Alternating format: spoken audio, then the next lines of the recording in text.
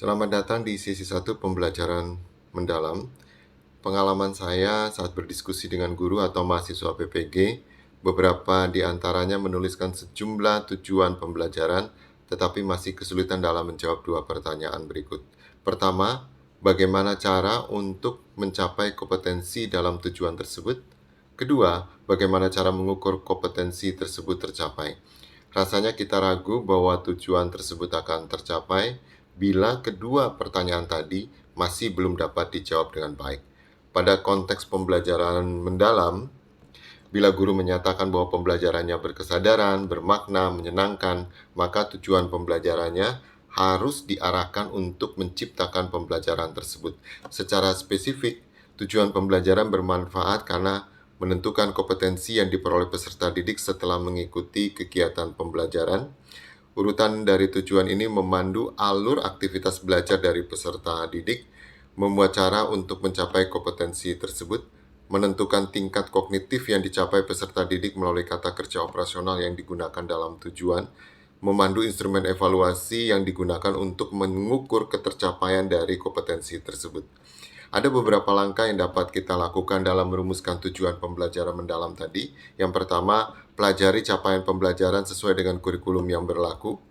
Pelajari kedalaman materi melalui buku matematika untuk mengidentifikasi pengetahuan atau kompetensi apa saja yang diperlukan untuk memenuhi capaian pembelajaran tadi.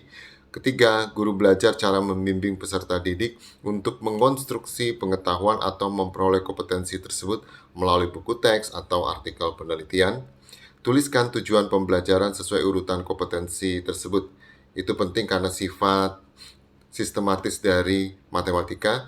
Ciri-ciri dari tujuan yang pembelajarannya mendalam. Yang pertama, tujuan harus memuat kata kerja yang menyatakan kompetensi yang ingin dicapai. Tujuan memuat kata kerja yang dapat diukur. Kata kerja yang terukur tersebut dapat dilihat pada kata kerja taksonomi Bloom. Yang ketiga, setidaknya ada satu dari tujuan tersebut memuat capaian pembelajaran dan kata kerja HOTS atau keterampilan berpikir tingkat tinggi. HOTS pada taksonomi Bloom ada pada level C4, C5, atau C6. Tujuan memuat cara atau kondisi untuk mencapai kompetensi tersebut. Berikut adalah kata kerja operasional taksonomi Bloom. Contoh tujuan pembelajaran materi SPLTV di SMA kelas 10. Peserta didik ketika ingin memahami secara bermakna materi SPLTV, maka yang pertama kali harus dimiliki atau kompetensi awal yang harus dimiliki oleh peserta didik adalah mampu menemukan definisi dari SPLTV, caranya melalui contoh dan bukan contoh dari SPLTV. Kata kerja menemukan pada taksonomi Bloom ada pada level C4. Menemukan makna dari jawaban suatu SPLTV, caranya dengan menggunakan contoh dan bukan contoh dari jawaban, C4. Memberi dua contoh SPLTV dengan jawaban diketahui. Menemukan cara menentukan jawaban dari SPLTV dengan mengubah SPLTV menjadi SPLDV menggunakan metode eliminasi. Menemukan cara menentukan jawaban dari SPLTV dengan mengubah SPLTV menjadi SPLDV menggunakan metode substitusi. Yang keenam, menentukan jawaban dari soal-soal SPLTV melalui permainan menggunakan aplikasi Educaplay, itu contoh saja, dan kuis individual.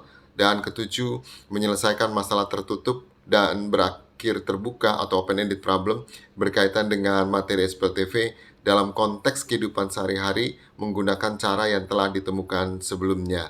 Tujuan yang ketujuh ini dimaksudkan untuk memenuhi capaian pembelajaran tadi. Kemudian setelah guru menentukan tujuan pembelajaran, maka langkah berikutnya adalah ketujuh tujuan tersebut dapat dicapai melalui berapa kali pertemuan.